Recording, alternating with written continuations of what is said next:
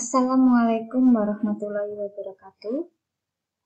Masih bersama saya, Putri Nusanti, guru IPA kelas 8 dari SMP Negeri 2 Panda.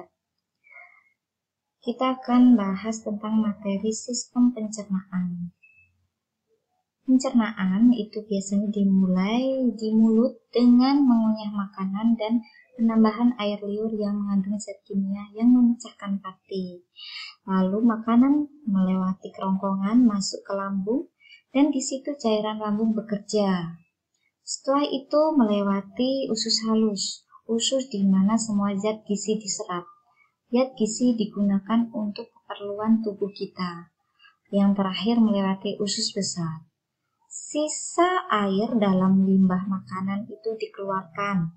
Sepanjang jalur pencernaan ini terdapat kelenjar liur, hati, dan pankreas yang kesemuanya menghasilkan cairan pencernaan yang sangat penting. Nah, sebelum kita ke saluran pencernaan, kita akan membahas tentang makanan dan kesehatan manusia. Yang pertama yaitu makanan. Makanan merupakan sesuatu yang dapat dimakan dan berguna bagi tubuh. Fungsi makanan yaitu pertumbuhan dan perkembangan tubuh. Yang kedua, pemeliharaan dan perbaikan sel-sel tubuh yang telah rusak atau tua. Pengaturan metabolisme tubuh, menjaga keseimbangan cairan tubuh, pertahanan tubuh terhadap penyakit, dan yang terakhir, penghasil energi. Nah, makanan itu sendiri terdiri dari yang pertama, karbohidrat. Karbohidrat tersusun oleh atom karbon C, hidrogen H, oksigen O dengan kompleksitas berbeda. Karbohidrat sederhana contohnya gula, karbohidrat kompleks contohnya zat pati atau tepung atau amilum. Karbohidrat di dalam tubuh tersimpan di organ hati dan otot. Fungsi karbohidrat yang pertama sebagai sumber energi utama. Yang kedua berperan dalam metabolisme tubuh. Yang ketiga menjaga keseimbangan asam dan basa. Yang keempat membantu proses pencernaan makanan dan kalsium. Berdasarkan panjang molekul karbohidrat, dibedakan menjadi 3. Yang pertama monosakarida, contohnya atau disebut juga gula sederhana, yaitu glukosa, fruktosa, dan galaktosa.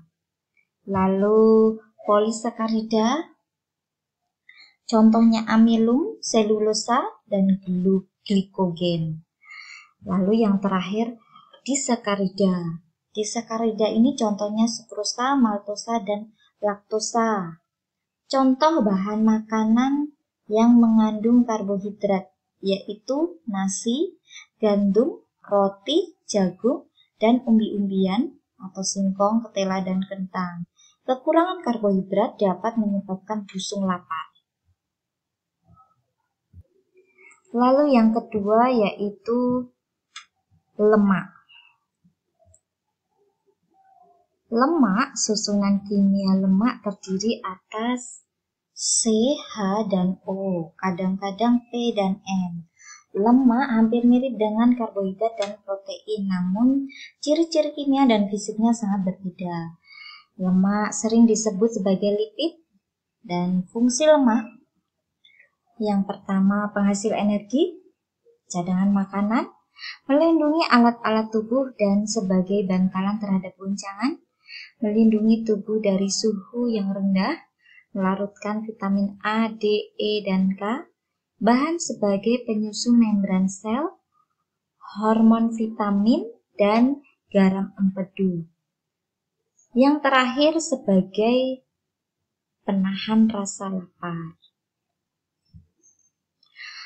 Lemak, bahan makanan sumber lemak ini ada 2 macam. Yang pertama yaitu lemak nabati. Lemak nabati atau disebut asam lemak jenuh dan asam lemak tidak jenuh. Lemak nabati umumnya mengandung asam lemak tidak jenuh, kecuali minyak kelapa. Contohnya, lemak nabati, minyak kelapa sawit, minyak kelapa, minyak zaitun, minyak jagung, minyak bunga matahari, margarin, dan kacang-kacangan. Bahan sumber makanan lemak yang kedua yaitu lemak hewani. Lemak hewani atau asam lemak jenuh. Ini mengandung asam lemak jenuh kecuali ikan dan kerang. Contohnya lemak hewani itu mentega, susu, keju, daging, ikan, dan kuning telur. Berdasarkan sifat kimia, lemak dibedakan menjadi dua. Yang pertama, lemak jenuh. Lemak jenuh ini umumnya berasal dari hewan.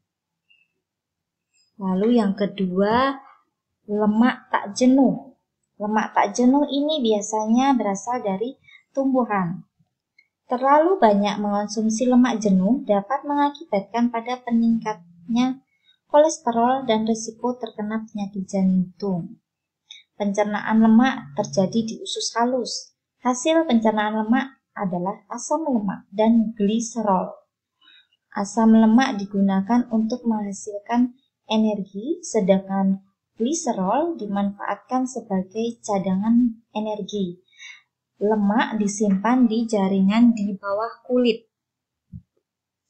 Pembahasan kita berikutnya, yang ketiga yaitu protein.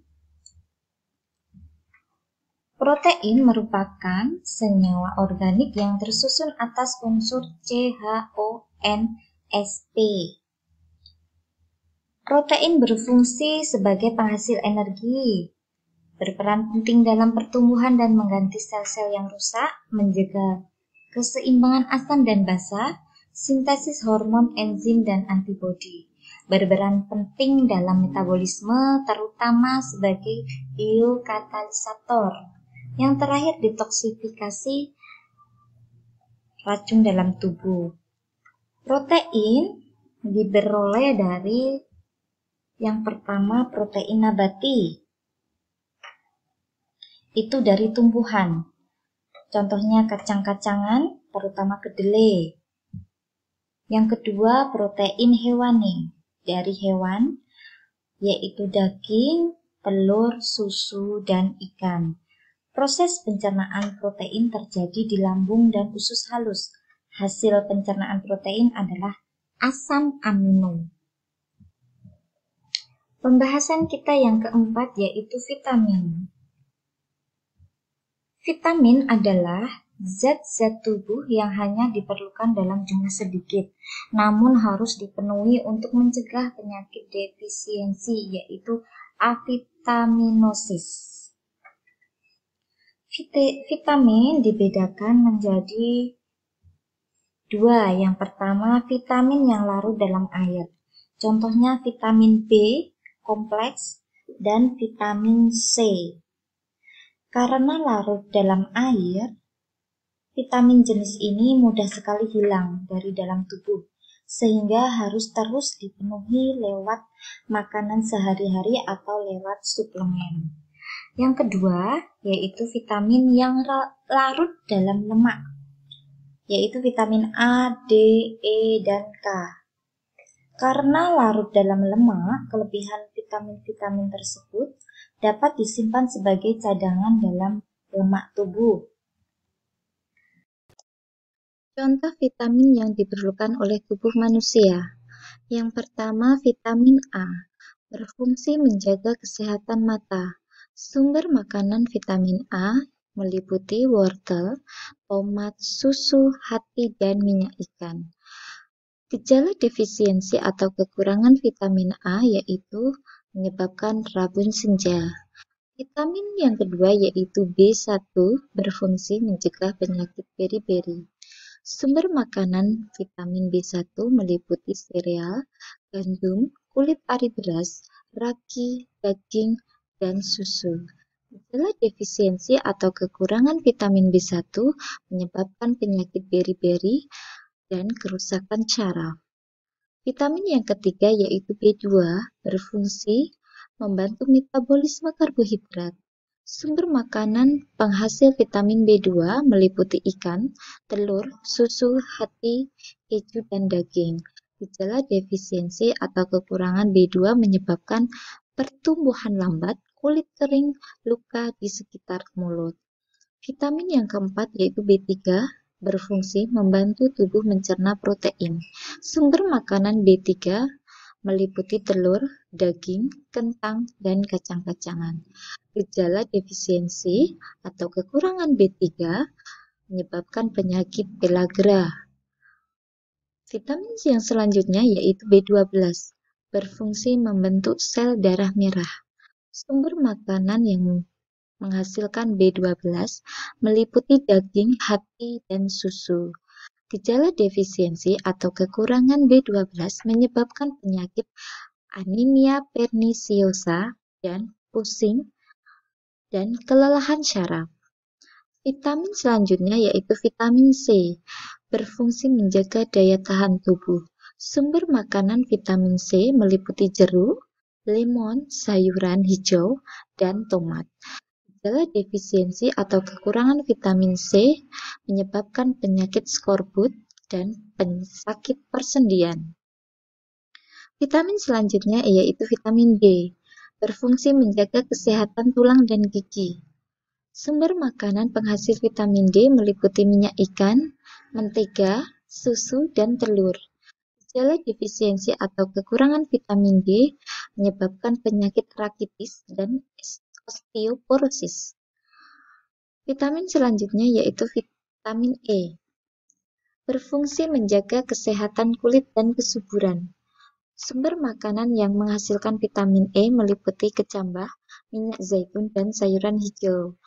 Gejala defisiensi atau kekurangan vitamin E menyebabkan keguguran.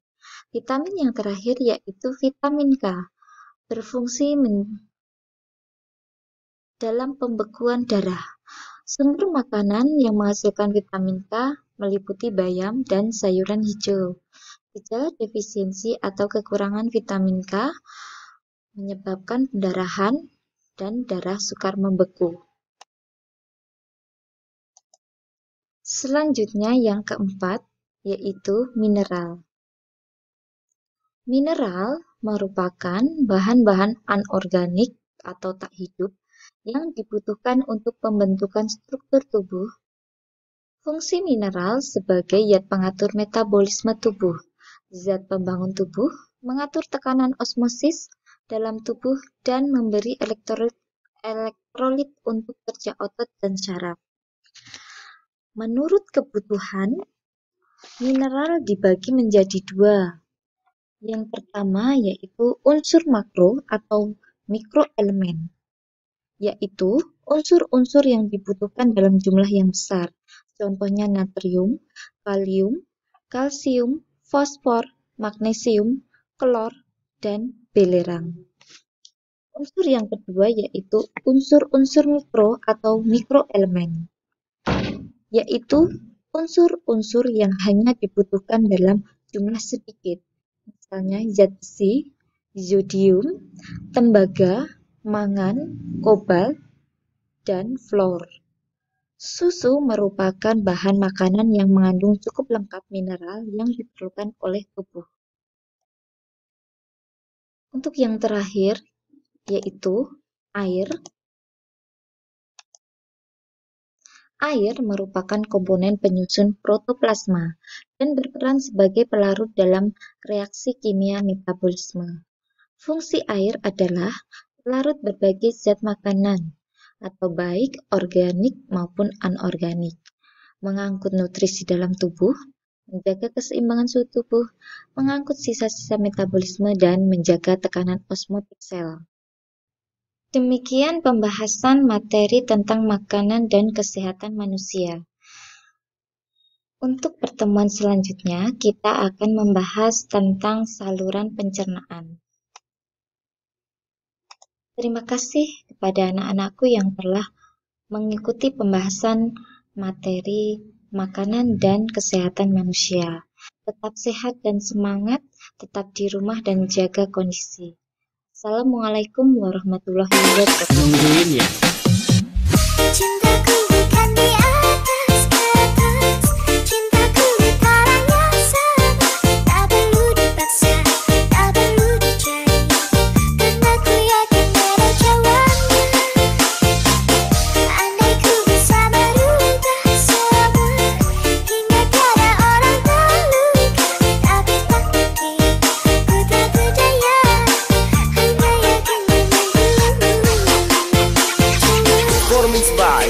Opus Remix.